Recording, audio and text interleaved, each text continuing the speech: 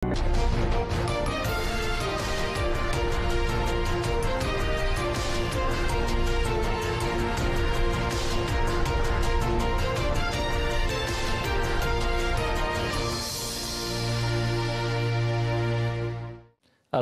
dan salam sejahtera. Saya Abang Muasli, Abang Abdul Samad dalam Berita Pagi Sarawak, edisi Sabtu 3 Disember.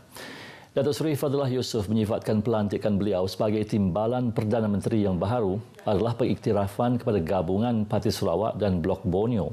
Jelasnya ia adalah satu tanggungjawab besar yang perlu digalas dengan istiqamah, ikhlas dan jujur demi kestabilan politik, ekonomi dan kemakmuran negara. Dalam kenyataan media rasmi, Datuk Seri Fadilah berkata jawatan tersebut bukan untuk dibanggakan tetapi ia adalah amanah rakyat dan negara yang harus dipikul sebaik mungkin.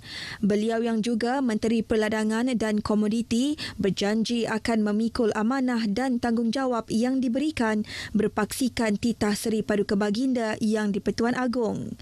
Ini terutama sekali dalam memberi komitmen yang tinggi dan perkhidmatan yang terbaik kepada rakyat demi Malaysia yang lebih stabil dan makmur.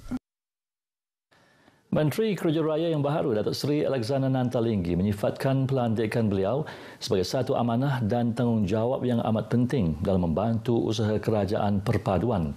Ini terutama sekali dalam meneruskan usaha pemulihan ekonomi negara, lebih-lebih lagi menjelang tahun 2023 yang dijangka amat mencabar.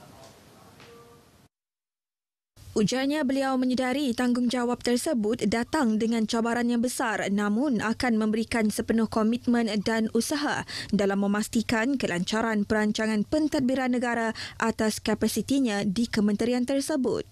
Dalam kenyataan medianya, beliau memberi jaminan akan meneruskan polisi-polisi kementerian terdahulu yang terbukti berkesan di samping menambah baik dasar-dasar yang boleh membawa manfaat kepada rakyat dan negara.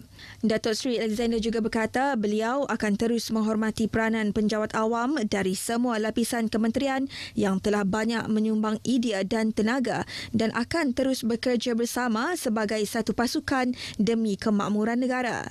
Dalam pada itu, beliau menegaskan yang beliau adalah menteri untuk semua dan bukan hanya untuk rakyat Sarawak, sambil menambah beliau akan memastikan setiap usaha dan inisiatif akan membawa kebaikan kepada seluruh rakyat Malaysia. Dengan pengumuman pembentukan kabinet baru itu, beliau berharap semua pihak akan terus bergerak ke hadapan dan memberikan fokus dalam usaha memulihkan negara, terutamanya dari sudut ekonomi dan kesejahteraan rakyat. Sementara itu, pelantikan 5 menteri penuh dari Sarawak diharap akan memberi kuasa untuk mempertahankan hak Sarawak di peringkat Dewan Rakyat kelak. Menteri Utiliti dan Telekomunikasi Datuk Julaihi Nerawi berkata mandat kuat itu perlu bagi menyelesaikan isu berbangkit berkaitan Sarawak termasuk Perjanjian Malaysia 1963 MA63 di bawah Kerajaan Perpaduan. Ini yang lebih penting lah. Lebih penting supaya mereka diberi otoriti untuk melaksanakan tugas masing-masing. Lebih-lebih lagi kita berharap tuntutan kita dalam berdasarkan MA63 dapat juga ditunai dan dipertimbangkan oleh kerajaan persekutuan yang baru ini. Datuk Julaihi berkata demikian ketika ditemui pemberita selepas Majlis Apresiasi Kementerian Utiliti dan Telekomunikasi Sarawak di Kuching. Pada majlis itu, beliau menzahirkan penghargaan kepada pegawai dan kaki tangan yang telah melaksanakan perkhidmatan dengan cemerlang, terutama memberi penyelesaian terhadap isu-isu yang berkaitan kepada pelanggan di bawah kementerian itu. 2 timbalan menteri dilantik sebagai timbalan pengerusi Agensi Pembangunan Bahagian Betung BDDA. Mereka adalah timbalan Menteri Belia, Sukan dan Pembangunan Usahawan, Pembangunan Belia dan Sukan Datuk Gerald Rentab Jabu dan timbalan Menteri Pembangunan Kesejahteraan Komuniti Muhammad Razi Sitam. Surat pelantikan tersebut telah diserahkan oleh pengerusi agensi terbabit yang juga timbalan Premier Dato' Ahmad Douglas Uga Embas. Dato' Ahmad Douglas sebelum itu mempengerusikan mesyuarat khas turut mengumumkan pembentukan beberapa subkomiti bagi memperkukuhkan agensi dalam pelaksanaan pelbagai plan pembangunan dan program. Ke arah itu, Ahli Dewan Undangan Negeri Adun Kabong Muhammad Cikadir akan bertanggungjawab dalam sektor pelancongan, Adun Beting Maro Razali Gapur pula dalam bidang pembangunan usahawan, Adun Krian Friday Belik dalam sektor pertanian, Adun Kelaka pula dalam keperluan utiliti dan Adun Lingga Dayang Norah Awang Sohor dalam pembangunan wanita. Warga Kementerian Kesihatan Awam, Perumahan dan Kerajaan Tempatan digesa memperkemas plan tindakan strategik masing-masing. Menterinya yang juga Timbalan Premier Datuk Seri Dr. Sim Kui Hian berkata dia bagi menyokong semua teras dan inisiatif Plan Strategi Pembangunan 2030 pasca COVID-19 PCDS 2030. Datuk Seri Dr. Sim Kui Hian berharap kementeriannya akan terus berada di barisan hadapan dalam melaksanakan pelan tindakan PCDS bagi memastikan Sarawak mencapai status sebuah negeri moden, maju dan berpendapatan tinggi menjelang tahun 2030.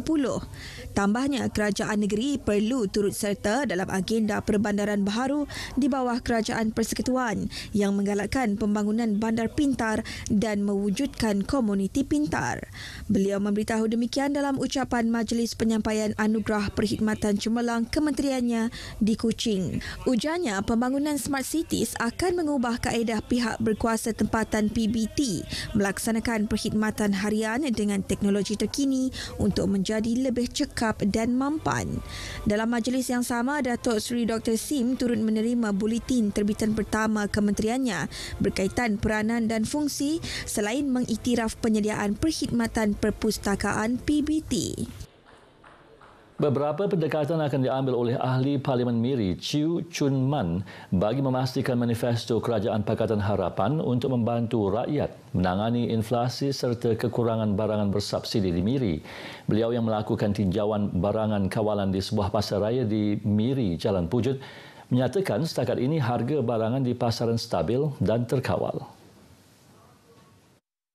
Walau bagaimanapun, Chew memberitahu pihaknya telah mendapat maklum balas daripada pihak berkaitan untuk meningkatkan pengeluaran telur ayam di Miri khususnya.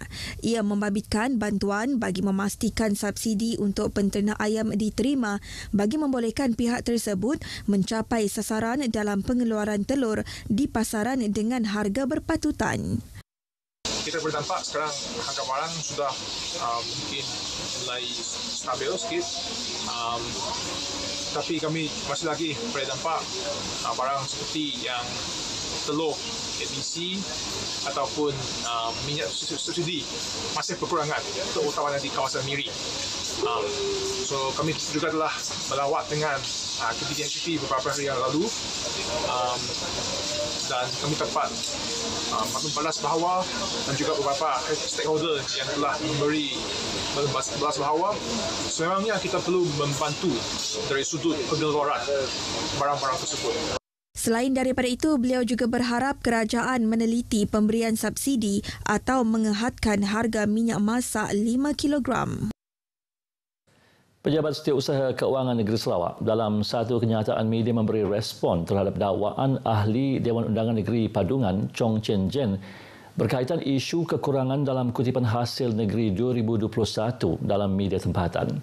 Menurut kenyataan tersebut, anggaran hasil negeri bagi 2021 yang disediakan pada 2020 adalah berjumlah 10.012 bilion ringgit dan andaian utama yang dibuat dalam penyediaan belanjawan negeri 2021 adalah berdasarkan maklumat sedia ada serta ramalan arah aliran mengenai unjuran ekonomi global selain harga komoditi. Berikutan pandemik COVID-19, aktiviti ekonomi global jelas terjejas pada tahun 2021, terutamanya dalam sektor pengeluaran dan Sarawak turut berhadapan dengan penurunan dalam pengeluaran minyak dan gas, seterusnya menjejaskan pendapatan negeri daripada royalti minyak dan gas serta cukai jualan negeri daripada petroleum mentah dan gas asli cecair. Justeru Sarawak telah menyemak semula jangkaan hasil negeri bagi 2021 kepada 8.365 bilion ringgit yang telah diumumkan pada sesi khas pembentangan belanjawan Sarawak 2022 pada Oktober 2021.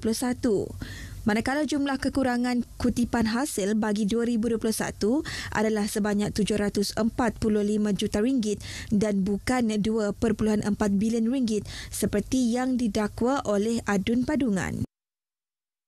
Lembaga Multimedia Sarawak SMA berharap jalinan kerjasama antara agensi itu dan pengamal media tempatan akan terus diperkukuh ke arah merealisasikan agenda pembangunan ekonomi digital di Sarawak menjelang tahun 2030.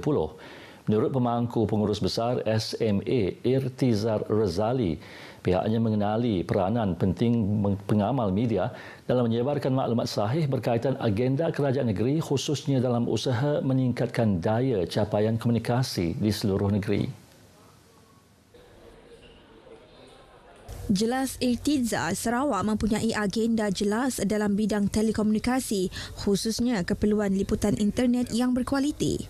Tambahnya, SMA sudah mempunyai pelan perancangan berkaitan jaringan 4G dan 5G, namun sebelum berpindah ke jaringan 5G, penggunaan jaringan 4G perlu disempurnakan terlebih dahulu. Manakala penggunaan jaringan 5G telah pun dilaksanakan dalam sektor perindustrian bagi penggunaan teknologi kecerdasan buatan atau artificial intelligence dan Internet of Things. Irtizar juga yakin bahawa semua perancangan ini akan dapat dilaksanakan secara menyeluruh pada tahun 2023. Beliau berucap dalam Majlis Malam Penghargaan Pengamal Media SMA 2022 yang berlangsung di Kuching. Paparan itu tadi mengakhiri berita pagi Sarawak edisi Sabtu 3 Disember. Selamat berhujung minggu. Salam hormat. Assalamualaikum.